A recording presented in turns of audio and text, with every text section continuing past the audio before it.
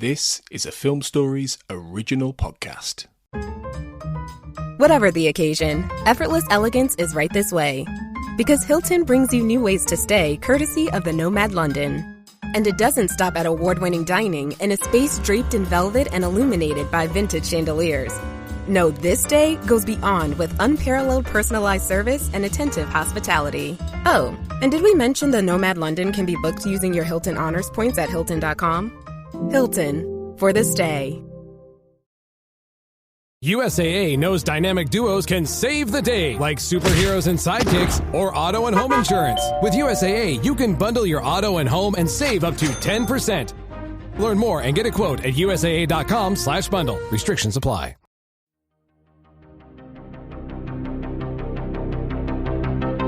This is Writers on Film, the only podcast dedicated to books on cinema.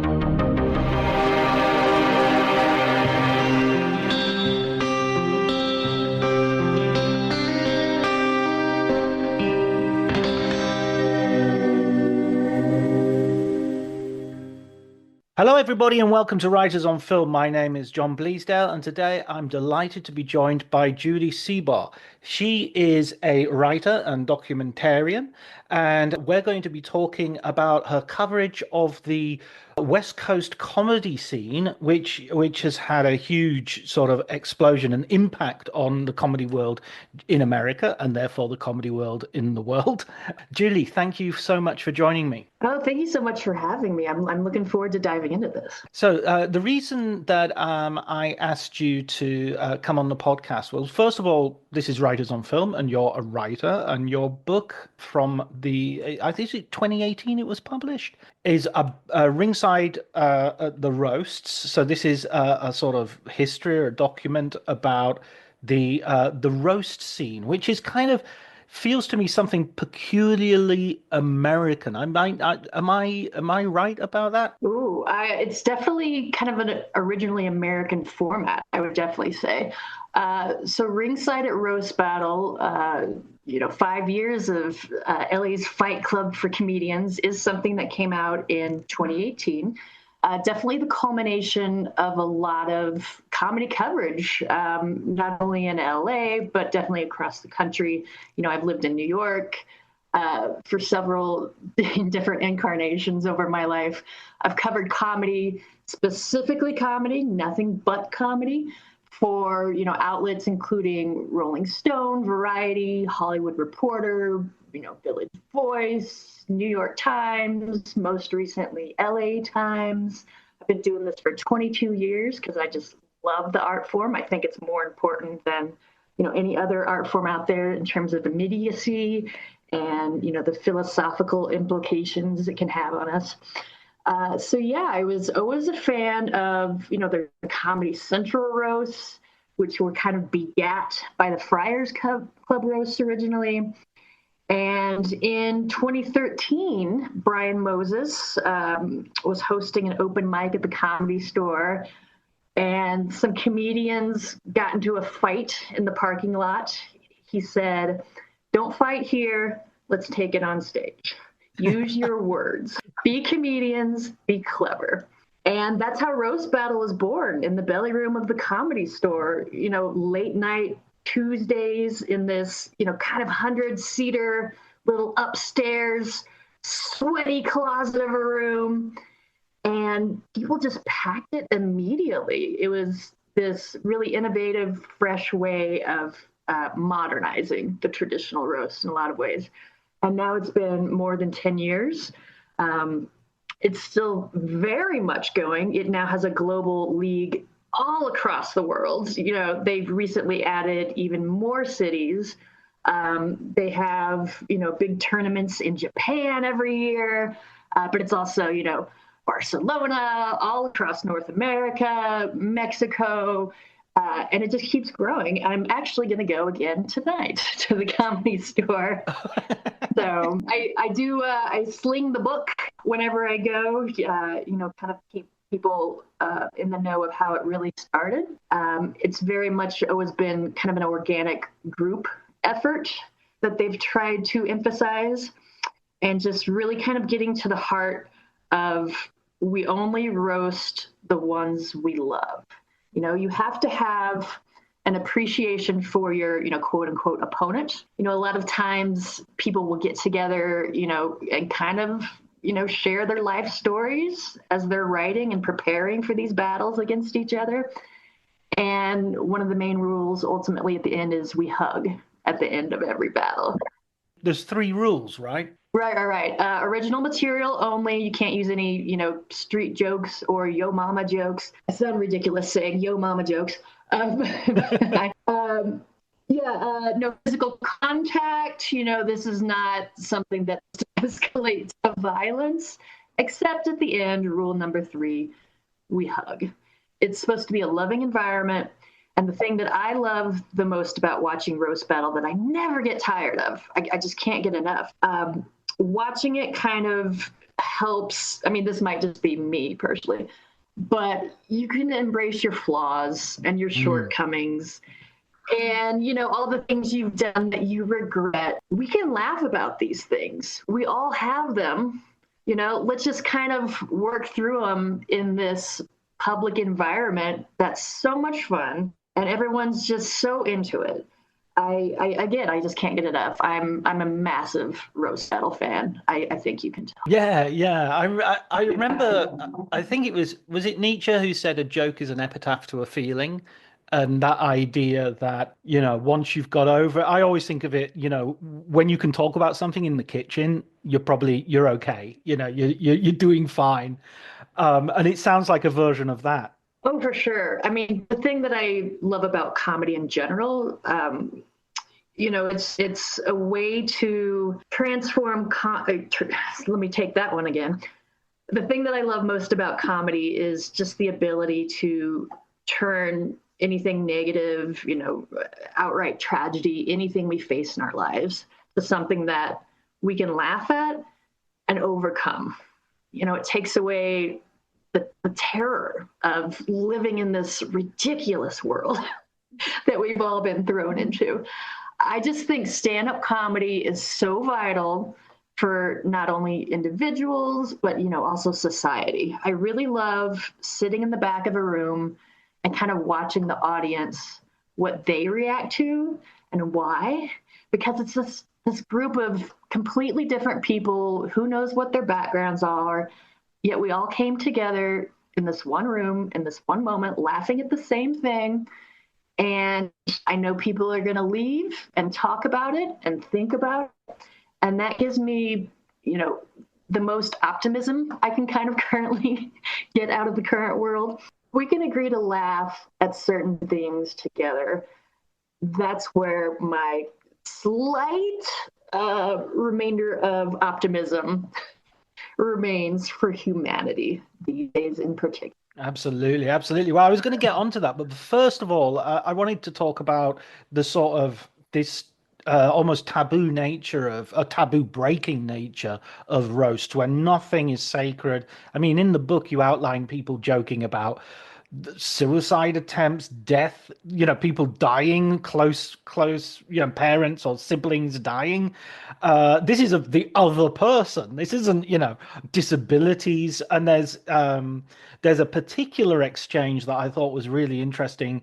I think it's Leslie Jones walks out of a situation because the roast is kind of racist, and that's also something that it feels like is up for grabs. So the Los Angeles original version of Roast Battle has definitely kind of skirted around those lines of good taste, for sure. That's the way I'm going to phrase it. There has certainly been a lot said about, what can be too far. And Roast Battle has also had, a house hater who sits in the corner and just says the worst stuff about everyone. And it's part of the show, But everyone going into this knows exactly what they're getting into. This is a joke writing competition. And like you said, nothing is off the table. In the classic Comedy Central roast, the roasty the headline, the Joan Rivers or the Bob Saget or the Donald Trump when he was roasted on Comedy Central. They did have the ability to say these topics are off limits, but that's television. That's business. That's, you're putting that out on the air. There are some guidelines. This is a room where it gets very dark, but comedy is extremely subjective, never more so than now. And there's also a massive divide that's happening since the pandemic and since social media and technology have kind of more individualized fan bases. But I'm not going to tell anybody what they can or cannot laugh at. I like some really, really dark stuff. I will talk about suicide jokes all day long.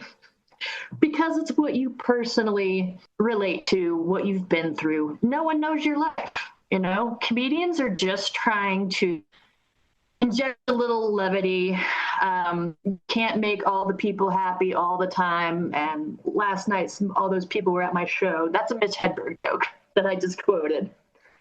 So if there's something that you think is too far, yeah. Sorry, I just got it. People all the time. Yeah. You can't please all the people all the time. And last night, all those people were at my show. That's the Mitch Hedberg one. I'm never going to tell anyone what they can and cannot laugh at because, some of the stuff I laugh at, I necessarily wouldn't share with others.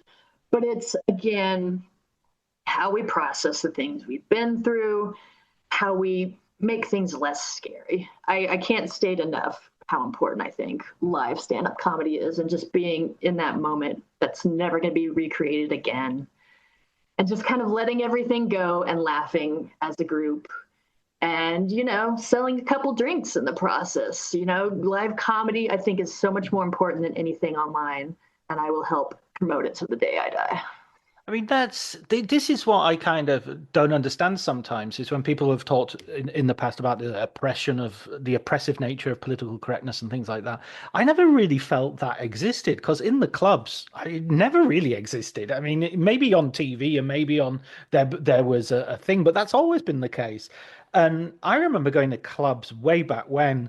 Yeah, I went to some clubs in New York, and it was just full of racial material. I went to clubs in, Liverpool and in London, and you got some really daring. I remember there was a guy. I'm going to forget his name now. Jerry Sadowitz, and he would come out. He's a British comedian. He'd come out. He's from Scotland, actually. He'd be very, very angry all the time, and this was the 80s, and he would say, that Nelson Mandela's a fucker, and everyone would be like, "Oh, you can't say that." He goes, "I lent him a $5 years ago. I haven't seen him since," and it would be, it'd be that, and I don't know. It was nowadays you sort of talk about punching down or punching up, and it feels like sometimes punching down's funny. I mean, isn't something being funny kind of its own rule?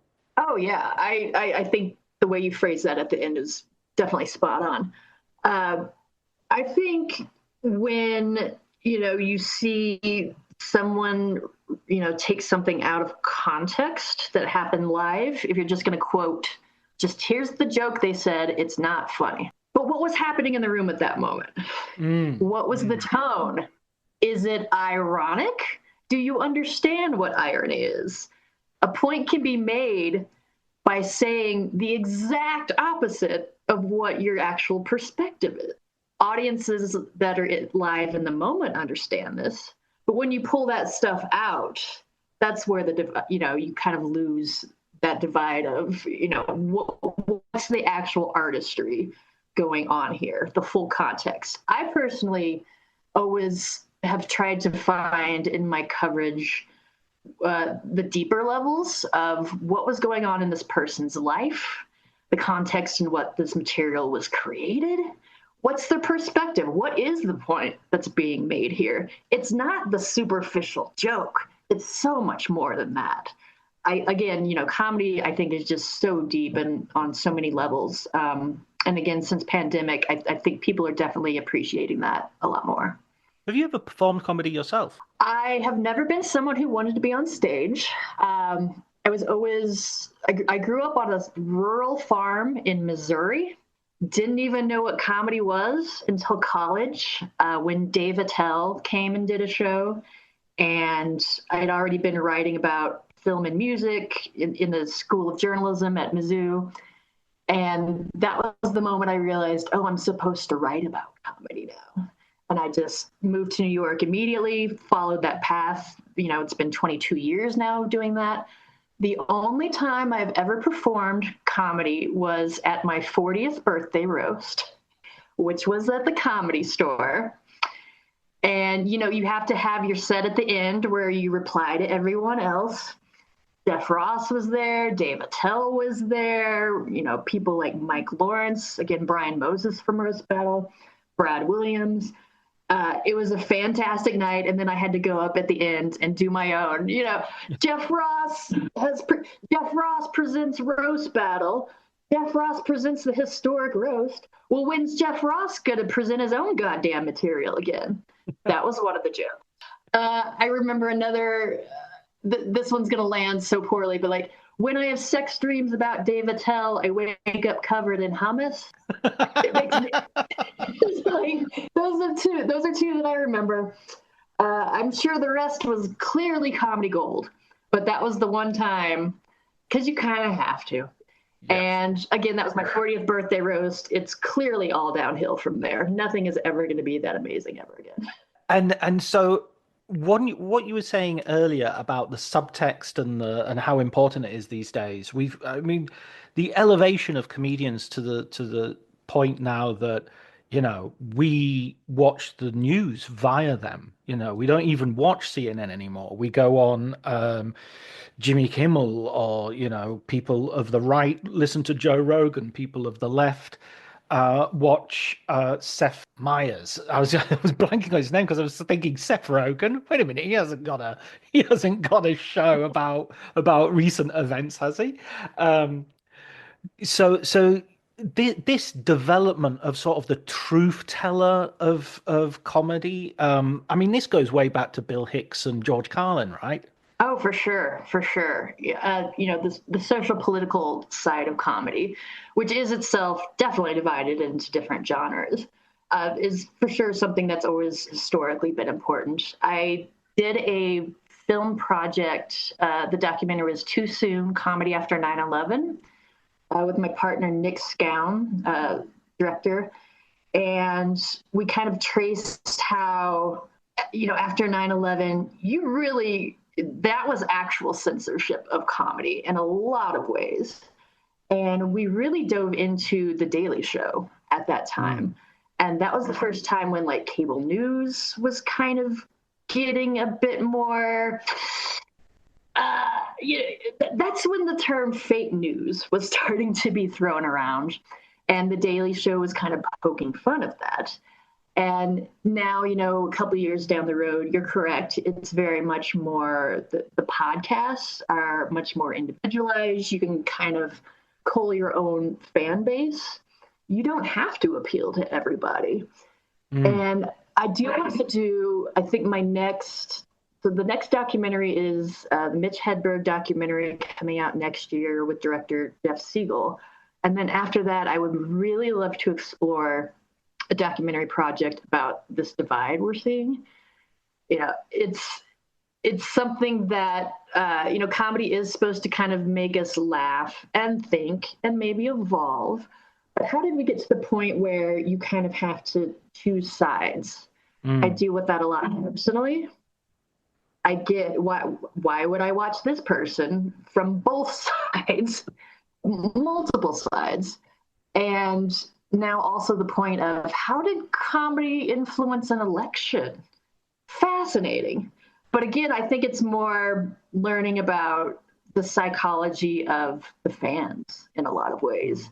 Comedians are just trying to be entertainers. They're trying to make people laugh. They're trying to do it on their own terms. No one wants a real job. This is like artistry at its finest. There's nothing between you and the audience. But like, where has this audience come from? again, especially since the pandemic, and kind of where's it going from here? I'm fascinated with kind of diving into this process a bit more. I do sort of wonder if someone like Joe Rogan sort of wakes up in the middle of the night and thinks, hang on a minute, maybe I've got way too much influence as essentially a comedian. Maybe I shouldn't be quite so decisive that Kamala Harris's people are saying that because she didn't go on Joe Rogan, she lost the election. I still can't help but think of Joe Rogan as this goofy Boston comic. I remember his first album was like how aliens are probing his anus.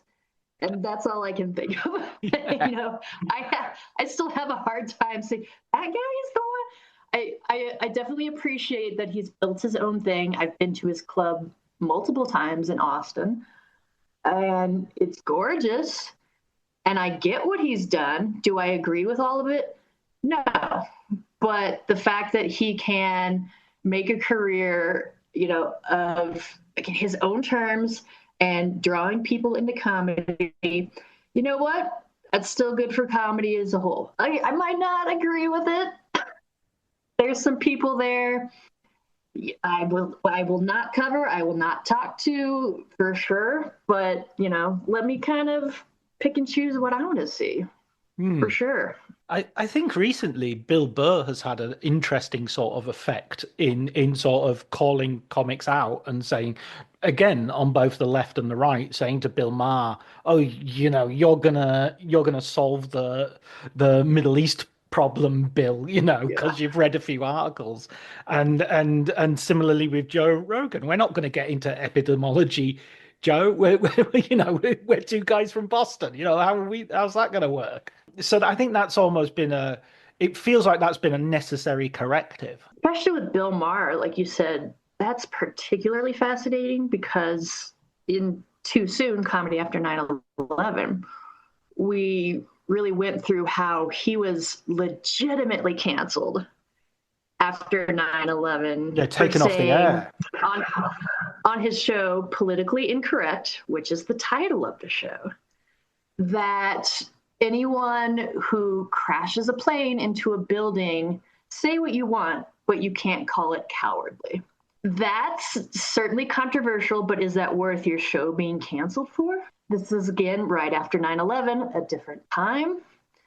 I've been to Bill Maher's show in the past for different guests and things like that. I also know, a lot of comedians who are now kind of deliberately doing more political material because it's good for business. It is. But that's part of, entertainment and comedy is a business at the end of the day. If you're just talking into the void, then, what's the point? Yeah, absolutely. Sort of you've got to talk to your audience, you've got to talk to your public and kind of define them. So you've got this documentary that's showing at Tribeca. Is that the correct pronunciation? I've always read it. I've never actually said it. Tribeca? The Tribeca Film Festival. Can you tell us something about it? Oh, yes. So Too Soon, cut, restart. So Are We Good is a documentary about Marc Maron, the comedian and podcaster. So timely. Yeah. When the news hit yesterday that his show will be ending, that messed my day up. Did your phone blow up? Got a lot of texts. There was a lot of text. I still have to reply to a lot of them when we're done with this interview. That is something that I've been a long-term Marc Maron fan. I have always been fascinated by his ability to really just lay it all out there, pull no punches about even his career, himself, his own shortcomings in his relationships. And he also largely just writes on stage in the moment. He'll go up there with a couple of notes of topics, but he kind of works them out, having that interaction with the audience. I had written about him for like 5 different pieces over the years, I think. He was in Too Soon. He's going to be in the Mitch Hedberg documentary. And, I always see him at the Comedy Store all the time. When the pandemic hit, he was doing these Instagram lives, kind of following the process of him and his girlfriend, the filmmaker Lynn Shelton, hunkering down, preparing for what was going to lie ahead. And 2 months into it, she unexpectedly, very suddenly passes away. He doesn't even know what happens at the moment. Later it was found out that it was an undiagnosed leukemia. And this was a relationship that, as a big fan of his, I knew had changed him in a lot of ways for the better. He had very visibly found a level of happiness that had escaped him in previous years. This is it. This is my life. I can be happy now. And then it's suddenly gone. So his Instagram lives, were just heartbreaking, but beautiful. And he's communicating with the audience, the online audience, which is the only audience you can have at that time. And I realized the next material he was going to do was going to be the best of his career, even though he kept threatening to quit comedy. So when, the restrictions were finally lifted, myself and director Stephen Fine Arts basically kind of showed up at the Comedy Store after a few initial discussions with him where he was completely non-committal, and just started filming the process as he's going through this grief on stage and off. Very intimate, fly on the wall, verite. And the Tribeca screening will now be the culmination of 4 years of work following that. It deals a lot with grief and evolution and the changing comedy scene. That's a large part of it. And he's sort of answering the question, is he going to kind of continue carrying her with him? Or is he going to revert to this person we've always known him to, the angry, frustrated guy? And it's a lot of deep themes for sure. But that was the whole entire point. I'm particularly excited to be screening this at Tribeca because when I very first moved to New York out of Mizzou School of Journalism, I went on Craigslist trying to look for jobs, as you do as a young 20-something. And Tribeca Film Festival is sponsored by American Express, and American Express had information booths all around the Tribeca Film Festival, and they drug people into them by offering free popcorn. I knew how to make popcorn from working in a movie theater all through college. So I made popcorn at the Tribeca Film Festival for 4 years in the aughts, the early aughts. And so now coming back with, this triumphant return, that's a gross overrealization, but we'll allow it. Triumphant, quote unquote. So I'm very, very excited and honored and thrilled, that will be at the Tribeca Film Festival, and I will certainly grab some popcorn at some point too. That was a very long answer. That's fine. That's fine. Very. I guess the sort of $1 million question is: did you know this was coming? This news was coming, or did you? Now that you heard it, do you sort of think, that makes sense? Yeah, with the podcast ending now. Yeah. This is Marc Maron. Everything he's going to do is on his own terms. That's part of why we love him. He's a very kind of id-driven artist. And it does make a lot of sense because this is a big time of change for him. The end of the documentary kind of sets that up too.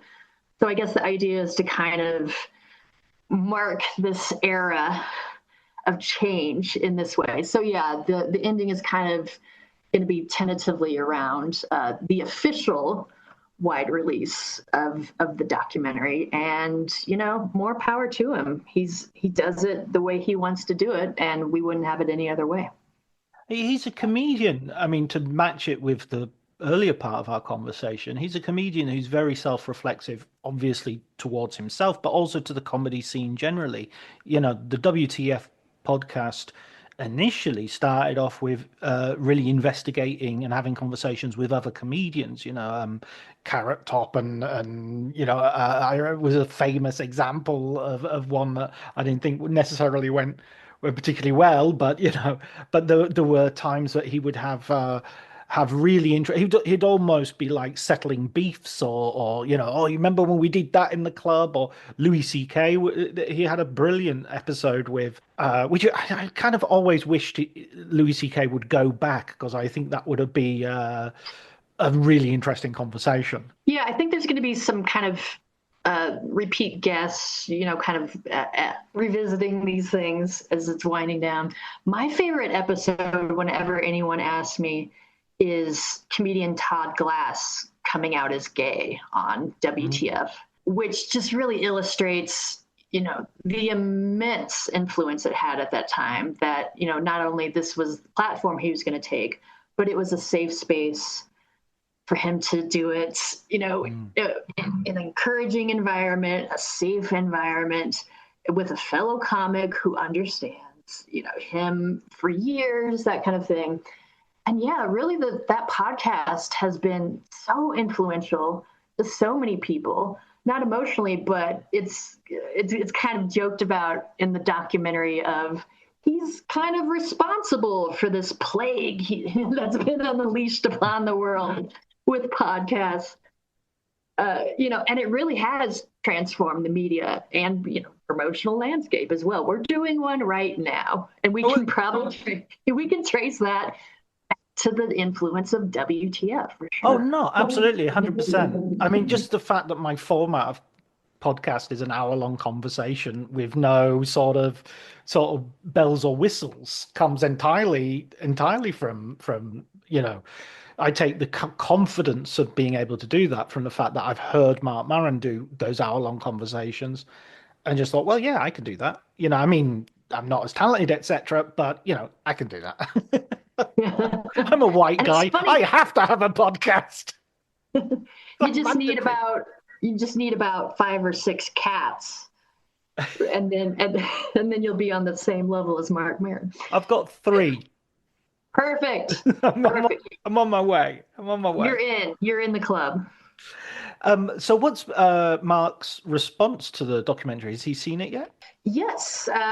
He was not really necessarily given privy to what was happening during the filming. He was asked questions, would you prefer this or this? But he only saw the cut before we had our initial South by Southwest Film Festival screening, which was in March, about, I think, a week before the final cut was due for that. He had different conversations with different people. For me personally, he sent an email, the word amazing was used, and he said he learned a lot about himself from watching. There's a part where, well, it's not even a part, it's kind of an overarching theme of how he really doesn't feel that he's that successful. He sees other people as having kind of passed him and having a lot more influence, but it's when you look at it from a meta perspective, I wanted to do this documentary on him specifically because that's the opposite of how I saw him, for sure. And there's a lot of things. We deal with his relationship with his father, who in a lot of ways has kind of traditionally been the main villain of his life, but also the reason he got into comedy in the first place. And he now has a new relationship with his father, who has dementia. And that was actually something we kind of bonded on. My father does as well. And just kind of dealing with that process as someone who doesn't, I haven't necessarily liked this person for a large amount of my life, but now it kind of falls on you to change that. You're the one who has to change that relationship. And everything that brings out of you, he's doing it way better than I am, for sure. But that was kind of one of the relationships they have a conversation at the end of the film about, Maron thinks he hasn't been successful, and his father's like, you've been tremendously successful. What are you talking about? And these kind of moments where, he'll look away and think and that kind of thing. And I just think it's a really good portrait of a specific time and place in this guy's life, the present moment of the active grieving and dealing with the loss and turning that into brilliant dark material, and kind of going back and forth to, lead up to the person that he was, who he is now, dealing with aging, dealing with the change in comedy. It's pretty open-ended at the end, but I kind of feel like the best documentary should be. You don't really necessarily want to know the answer in a lot of ways. And I've got a dry throat now, so yeah. I'm drinking my green juice. What is that? It's bulletproof greens. It's vitamins and some things for your brain, and it's supposed to make you happy. Oh, I see. Because in Europe we just eat food. Yeah, I try to do that too. Yeah, like vegetables and stuff. Yeah, I do try to be a pretty healthy person because I know the connection to body and mind. But especially right now, tons of interviews and then Tribeca coming up and a billion things on my plate. Just trying to get a little extra advantage. Yeah, exactly. You need a little bit of green juice. Belts and braces. Yeah. Talking about what we were talking about earlier to sort of tie this part together as well. The interventions Marc has made sometimes in the world of comedy. I mean, it's so interesting because sometimes on WTF he'll say something in his introduction about, the debate about where people talking about, oh, you can't do comedy anymore and this sort of stuff, and he'll directly respond to that stuff brilliantly and cogently, and he knows his shit. So he's and then I'll open the newspaper, The Guardian or something, and it'll have an entire feature, and the feature will just be more or less a transcript of what Marc Maron said on the latest WTF. And it's just like, wow, that's A, lazy journalism, and B, kind of very impressive sort of reach that comedians have in our culture. I could have a whole separate conversation with you about lazy journalism and the current state of journalism in the modern world, but we'll save that for next time. There's actually a scene in the documentary where he is doing one of those WTF pod introductions, and it's that exact topic of, I can't, comics are saying I can't talk about stuff anymore, I'm too controversial, no one wants to hear my take, and he's like, maybe you're just not funny. Be funnier. That's the whole point. If you can't even be funny, then anything you have to say is, it's that whole, taking the medicine in with the honey kind of thing. You have to be funny first and foremost. Yeah, if it's just bile, then there's nothing there. I mean, I often think the funniest is when you shouldn't laugh but can't help laughing, rather than you shouldn't laugh and don't because you can help laughing. Yeah, that physical reaction is, it's one of the, they tell you how healthy it is to laugh. Laughter is the best medicine. But it's true, when you do have that involuntary, like, oh my God, like, it's good for you in a lot of ways. For me, it's, I tend to be more of a loner in general, have a large history of, dealing with depression, anxiety, suicidal ideations, and all those things. But comedy is definitely the space where I know I'm supposed to be. And everyone in it has some sort of issues, for sure. They're all there for a reason. And I like finding out those reasons. And just kind of, again, it goes back to roast battle. Like, let's just celebrate it and be people and be in the space together. Comedy is definitely my social structure as well. That's probably not healthy. but it's true. All my best friends are in comedy for sure. And even if I'm not working on something specifically, it's what I'm going to be watching as well. Yeah, I remember getting into Derek and Clive when I was a kid, and it just being it's like so appalling and yet at the same time so funny. And Peter Cook was one of those people who again thought about comedy and satire specifically. And I keep thinking of what he said when I look at the situation today, where he talks about how wonderful satire has been in changing the world for the better, just like those cabaret clubs did in the 1930s when they defeated Hitler. And I sort of do, I do have the, I do wonder if sometimes that release valve, which is really important, can also be something which stops us from taking the world seriously enough to do something about it. Ooh, that's deep. Yeah. Yeah. Yeah. Sorry. I lulled you into a sense of false security.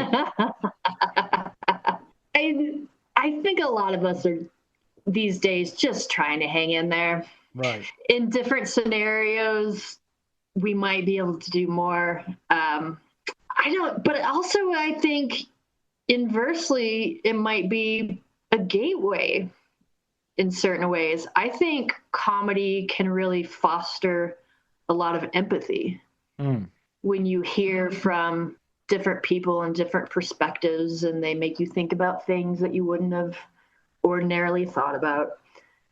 And again, it's now much more, thanks to social media and podcasts and all that, kind of interconnected. Whereas, everything was just live in the 80s and 90s, and none of it, that's all. You just see it live and that's it. So, yeah, it can be a channel to discuss these things. Maybe an awakening to certain issues or people or that kind of thing. Ooh, I'm kind of going to think about that one for a while. I mean, I can give you an example. If there was all before the first Trump presidency, I was watching Seth Meyers. I was getting my news from Stephen Colbert, all these sort of stuff. And then the second Trump presidency, I literally have only just started watching Seth Meyers because I couldn't bear watching it. It was just like, I can't laugh at this. It's not funny. It's just the topic isn't, it's too close. I needed that sort of, I wasn't ready to go into the kitchen and have a laugh about it yet. Yeah, I actually have had a parallel experience now that you mention it. Yeah, I did look at everything on Twitter, in the first presidency. I've since left Twitter and don't really watch the news. The quote unquote news. Again, this is a separate conversation we could be having about what's true in news these days.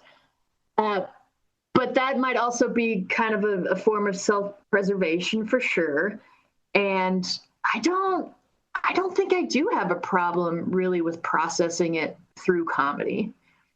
Or else, I don't, again, this is just me personally, but, from past thoughts and things I try to get through, it's still comedy that gets me, thinking that maybe there is that optimistic side. So maybe we're all kind of lying to ourselves a little bit. I'm not sure what else to do at this point. Yeah. Whatever gets you through the night. I think, yeah. Comedy and my green juice. So other than Marc Maron, or including Marc Maron, who do you see as sort of like, who are the exciting comedians that you're seeing at the moment? Ooh, yeah, that's a good one too. I will always have, a major soft spot for Dave Attell, who originally got me into comedy. And in America is like the best of the best. He's not, a new voice by any means whatsoever. But his most recent special on Netflix, like every comedian posted about it and watched it multiple times. Because he's one of Dave Attell is one of the people who will go so dark and so dirty, and yet he's the nicest, most kindest guy. Loves comedy as an art form. He's taking care of his mother who has dementia, and he also has a lot of history of depression and uses comedy to survive. It's just a prime example. There's a lot of younger talent around the store and in LA as well. I love Steph Tolov. She's a young woman who, again, pretty dark and dirty, but right on the cutting edge of what it means to be I don't know how to say, a modern woman in comedy. The comedy business has traditionally not been the kindest to women. Probably still not today. Back to Louis C.K. again. Yeah. I love Robin Tran. She is a Vietnamese trans comedian who, again, really goes there, for sure. Who else is I even just recently, I loved, again, not new, but Sarah Silverman's most recent special, where she's dealing with grief. Tremendous work from her. It's less kind of cutesy and avoidant and more just really kind of pulling back the veil on what it means to see a parent go slowly. Laurie Kilmartin has done that. She's really there. I like that I'm saying all women. I'm going to continue with that theme. Yeah. Jackie Cation, I love.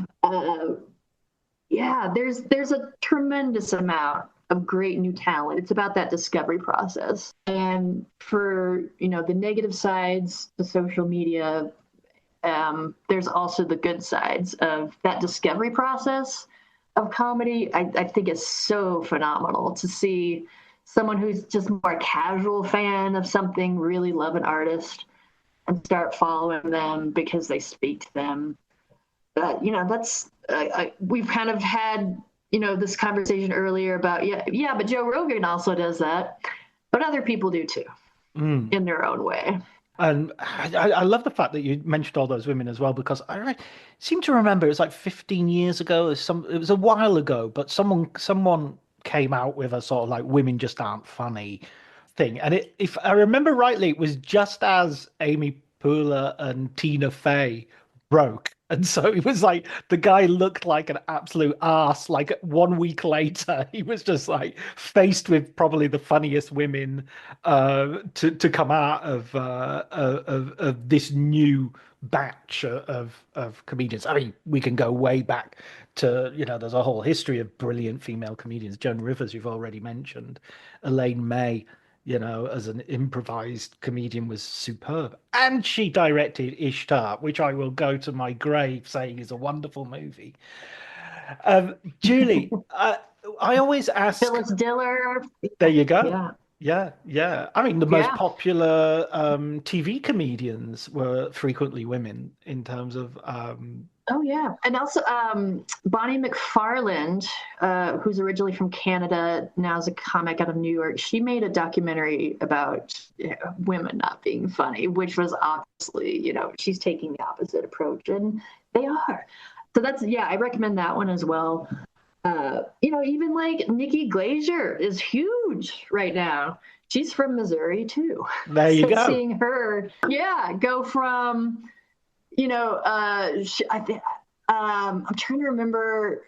I'll leave that, but just seeing her path to success, to being, the go-to person for roasts and so much more. She's a pop culture figure at this point, as well it should be. And definitely more female comedians should be joining those ranks as well, in my opinion. Absolutely. Julie, as a last question, we always ask on this podcast, I always ask on this podcast, there's nobody else here, for a recommended film book, because this is Writers on Film. We're interested in books. And of course, you can recommend something about comedy if you wish, or film or TV or whatever. The category is broad. I was going to say No One There But Your Cats. Uh, Exactly. Me and Heidi and Victor and Atticus. yeah. The Robert Rodriguez is classic, obviously. I'm currently going back through, there's a Robert Altman oral history because I'm doing another separate oral history project that I can't quite talk about yet. But yeah, I love getting all those different voices and perspectives and really into the nitty-gritty details of what people remember and what they find funny in the moment, and kind of committing it all to history in this way. That's my current read. But yeah, the Rodriguez one has been hugely influential. DIY, just do it. Just do it. Yeah, this is the guerrilla filmmaking. Yeah, you learn through doing, and it's very true. I've done this myself with as someone who's traditionally been a writer and is now starting a fourth documentary. You learn in the process how to do it, and you can't let anybody tell you what path it should be. It has to come from your gut, fully across the board. If you do what you're told to do, I find that you kind of lose parts of yourself in the project. It's not as authentic as it could be, and thus maybe not as good as it can be. Those would definitely be my two go-tos for sure. And let's face it, if the film tanks at Rebecca, you can immediately go to the lobby and get a job making popcorn. That's my plan. I'm going to fill out an application on the way in. Just to cover all your bases. Yeah. There's a little too much seasoning salt in this one. You need to up the coconut oil recipe, and that'll be more of a crowd pleaser. You don't want to have the heat too high, that kind of thing. Yeah, let's have a podcast about popcorn making. Oh, wow. Yeah. You know what I do? I put, I always buy some M&Ms and put them inside the popcorn and mix them up in the salty and the sweet. Except I had a real problem because I went to see A Quiet Place, and the first jump scare, the M&Ms and the popcorn went all over the place. and then rolled to the front of the cinema, which embarrassed my daughter a little bit. There's a venue here in LA, Dynasty Typewriter Comedy Theater, gorgeous old theater, off of Wilshire. They have a popcorn bar as part of their amenities. I tend to get the Reese's Pieces or the Hot Cheetos in the popcorn myself. That's just my taste. Wow. Oh, you're right. We're going to have a gourmet popcorn podcast. It's coming. It's coming soon. Be careful, because people have suggested podcasts and they have emerged on this show. So be careful what beast you stir from the deep. Julie Seabaugh, thank you so much. And hopefully we will be seeing your, when does your film go on sort of general release? Have you got a distributor?